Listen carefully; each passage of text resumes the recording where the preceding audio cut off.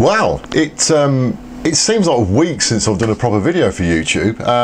In fact, it has. It's been about 3 weeks since I've actually constructed a video of me speaking, and you know, the previous video I did was a bit of a sort of P-take that I've been working on over the past month or so. It probably didn't look like it from the production values of the video, but it was just something I wanted to throw up there after a conversation with future Matt. Right, back down to YouTube, back down to doing hopefully an informative video for you guys, and it is effectively the what do you call it? It's the results. It's the results from the previous but one video that I did. That was the Power Is In Your Hands episode 1. So this is about the results, and actually showing you what that package was. So there was 4 packages that I labelled up ABC 4, A, B, C, D, E, 5. God, I can't even count. I should have prepared a bit more, shouldn't I? I should have prepared a bit more. Anyway, the results were in, and I had a fantastic response. So thanks for everybody that commented on that video. I really appreciate it. D was the one that came out on top, but it was fairly close to C. So obviously there was a lot of love for Sega out of the voting. But there is the package for D. So what is it? 2 ribbon cables. The plot thickens. A circuit board. Now some of you will maybe realise what this is just by looking at the circuit board. Some of you. Okay, perhaps not any of you, but that is a PCB with some chips on there. So, and ribbon cables, and so what? Look, okay. I'm crap at this, aren't I? Absolutely crap. It is a mod chip, and it is a mod chip for a Sega device, and the Sega device that it's a mod chip for is one of them babies, a Sega Saturn. Now let me just give you a little bit of background about this. This Saturn is an original launch version of the Japanese version. So it's a Model 1, and it is one of the original ones that came out. I bought this on release, so I've had this since they came out, whenever they came out. It's my original Sega Saturn console, and it is pretty mint. I mean, it really is. It's a prime example of a Sega Saturn. And if truth be told, I don't need a mod chip for it. I've got all the games that I want for the Sega Saturn, and I have no reason to have a mod chip. In reality, one of the biggest, I suppose one of the biggest reasons for having a mod chip in any console is to play backups. You know, let's cut to the chase. I know you can use mod chips for other things. I've got no reason to play any backups on my Sega Saturn. I have all the software that I need for my Japanese version. I don't need any backups. I don't need to play any backups on the Sega Saturn. The reason I bought this mod chip was purely because they're like rocking horse shit. They really are like rocking horse shit. Yeah, so the reason why I bought the mod chip was purely just to, I suppose just to get one and just to fit it. I've got no reason to use it. Console Goods. consolegoods.co.uk. I'll leave the link down in the comments. Sorry, in the description of this. God, this is absolute crap, guys. I'm really sorry about this. And this is why I edit my videos, because I'll just come out with more crap than what you guys normally listen to. And this is going to be a horrendously long video. Anyway, right. Console. I'm never going to do this again. I'm going to lose about 1,000 subscriptions now. Console Goods, consolegoods.co.uk. I'll leave a link to the site in the description of this video. That's the guy that was selling these mod chips. Now, whether or not he's still got these in stock, I haven't got a clue. I had this delivered to me, God, it must have been well over a month now. He might have sold the stock completely. I don't know, but I'll leave a link to his website. It's something I said that I would do, would be that out of choosing which of the packages I'll do a video on next, and of course we'll go through the same process hopefully for the other packages, so I'll put another video up in the future to choose from the remaining 4, is that I said that I would randomly pick somebody out of who voted for the winning package to I suppose really just to give him a quick mention on this video, totally randomly I chose a gentleman called Craig's Here Again, and again I'll put a reference to his channel in the description of this video. Now, Craig's Here Again has, I suppose only recently, I suppose it's probably fair to say that, Craig, isn't it, really? I'm just having a quick squint. Yeah, according to his channel, his first video was put up about 11 months ago.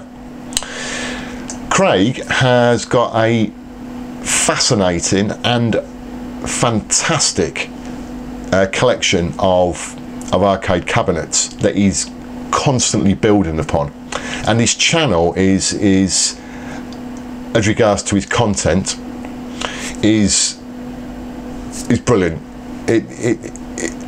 He shows some of the purchases that he gets, you know, in their state of repair and what he does to fix them and so forth, and some of the machines that he has got, and I'm sure that he's going to get over the coming months, are absolutely fantastic. And his aim is to basically build up an arcade of, and he has mentioned before, and sorry Craig if I get these numbers wrong, but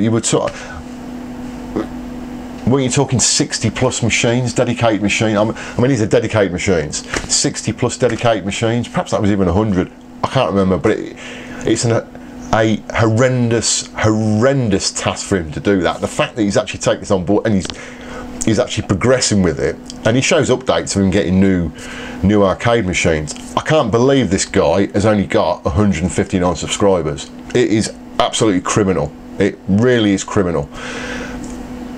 So I'd urge you guys that haven't already subscribed to his channel, that subscribe to my channel, to have a look at his channel and see what you think, and if you like what you see, and I suspect you may do if you like my channel. You know, there's a good chance that you'll like his channel as regards to the type of things that he does and his videos that he puts up. Subscribe to him. The guy is, I would absolutely love to have the dedication, I suppose more importantly the space that this guy is getting,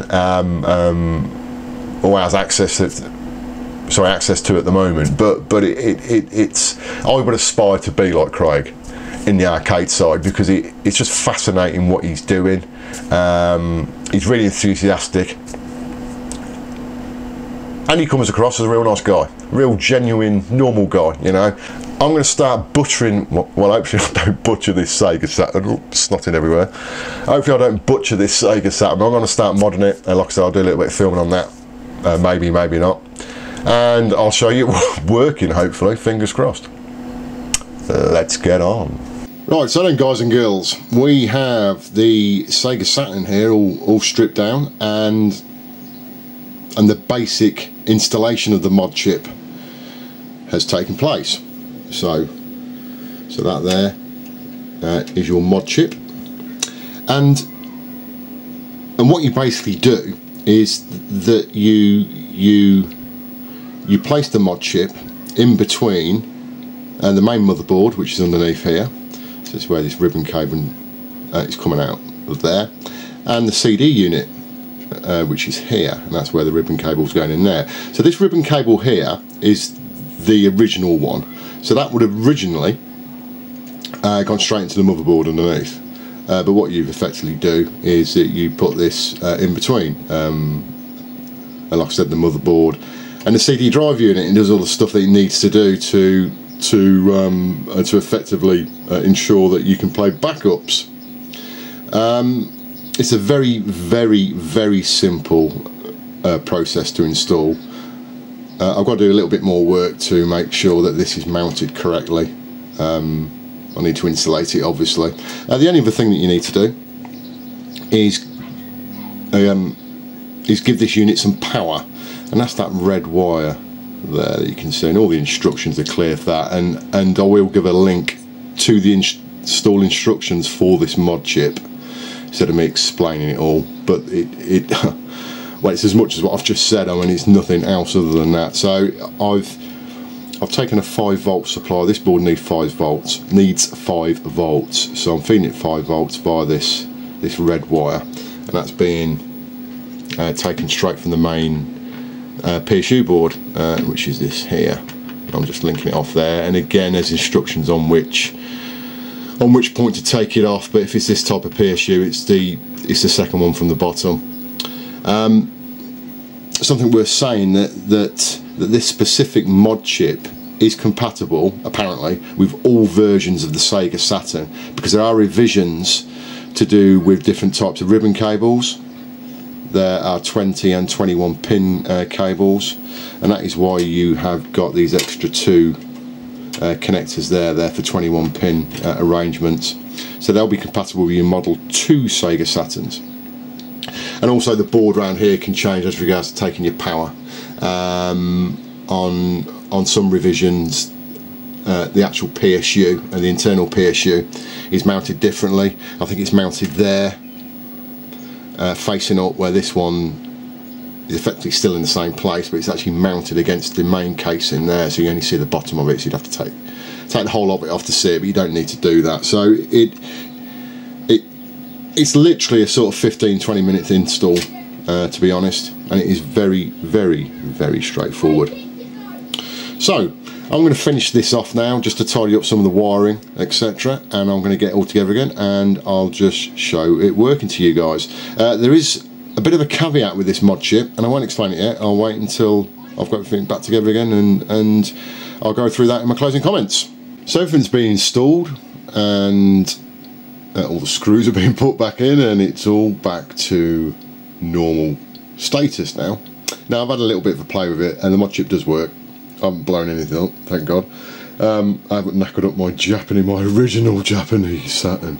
Now the mod chip perhaps doesn't do what some of you may also expect it to do. Yeah, okay, it plays backups. Yes, it does do that. But what it doesn't do is get round region locking, which is a bit of a pain in the ass, because actually thinking about it, this is where it would have benefited me in this Saturn. I do have a number of English games for my Sega Saturn, and they work fine, but I have to use this here, which is the Pro Universal adapter. I think these are pretty rare as well, to be honest, but again, I bought this at the time, you know, years and years ago, when I originally bought this Saturn, and when the Saturn was then released in Europe to play other games on it. Now I can't think for the life of me whether or not I need that for NTSC games. It's so long since I've played a Saturn, I probably need to try that. I think I actually do. I think I need this for NTSC. In fact, yes, I do. I need it for NTSC American games.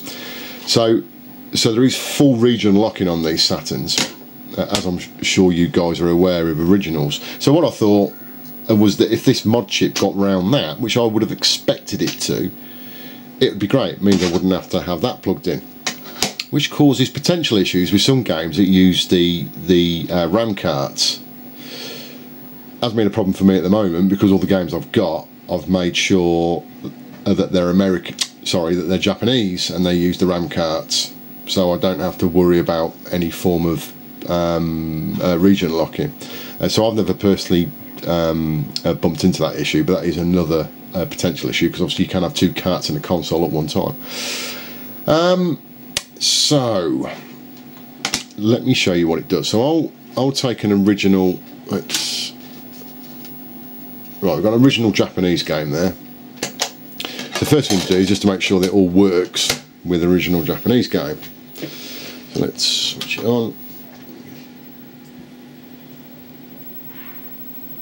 Apologies for the light on the BVM, and I haven't got any sound rigged up for this test. But you see that's firing up, It's come up with the Sega logo, so you know pretty much that it's going to come up with the game. There you go, so that's just saying about the RAM. Needs wiping, I suspect, but it will start up. Let's just get that fired up. There you go, so it's loading. So it works absolutely fine, as you would expect it to, with an original Japanese game for a Japanese console. So at least, as long as that works for me, I'm not bothered about anything else, to be honest, even though I've just bought and installed a mod chip. But now, if I take that disc out and I'll put in a, I'm pretty sure this is the UK one. Yeah, this is a UK disc.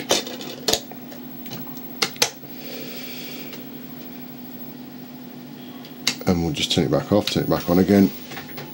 Come to the screen.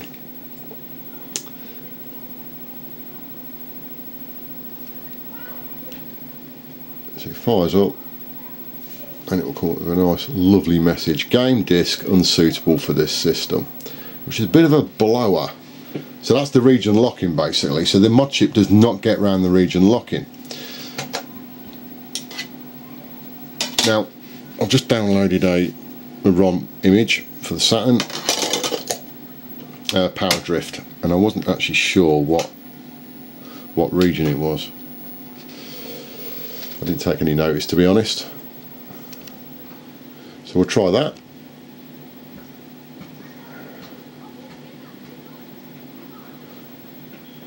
And it's got the same message, so it means that the ROM image isn't a Japanese ROM image. So if it was a Japanese ROM image, it will just boot it straight away. That would be a fair assumption, wouldn't it? So that's a bit of a bind, really, if you are going to use these types of mod chips for backups. It means you've got to get ROM images that match your console. And I suspect for things like EU stuff, they're going to be fairly rare.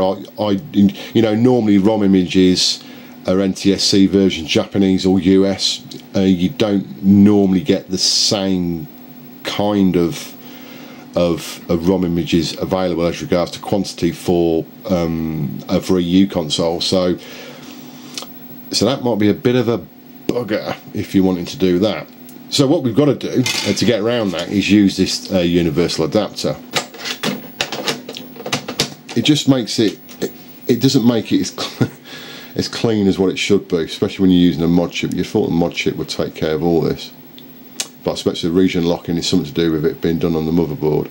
Right, come on. Yeah, right, there you go. So that's found the universal adapter finally. Right, there you go. So because you get that S there, means that you can boot it now. If I press a key, it will load it. There you go. Job's a good one. Right, so let's try that again with backup in place. Now, obviously, there's no way of booting a backup unless you do some swap tricks on these Saturns. Then you can't do this without a mod chip. So this makes this process certainly a lot easier.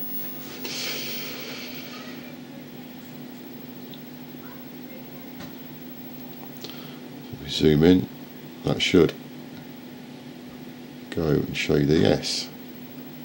Right, so again it's found the adapter, which is fine. There you go, S. So if we load that up, that will load up a copied game. There you go. Let's start that up just so you can see it. Power drift. And I'm pretty sure actually this is the US version. Power drift. So it is a bit of a blower, really. If you're thinking of getting one of these mod chips, you're potentially going to get issues if you can't get the ROM images that match your region of console, or that you don't have one of these universal adapters. So not brilliant, but a worthy point making, I think. And the actual price of the mod chips are really cheap in my opinion, and again it's the reason why I bought it, because it was so cheap. I think it worked out about £17–18 for the mod chip, which is it's extremely inexpensive in my opinion, certainly for a Saturn mod chip. So hope the video's been of use, guys, and and we'll start the process off again with the 4 remaining packages, and we'll see what choice you come up with next. Speak to you again soon.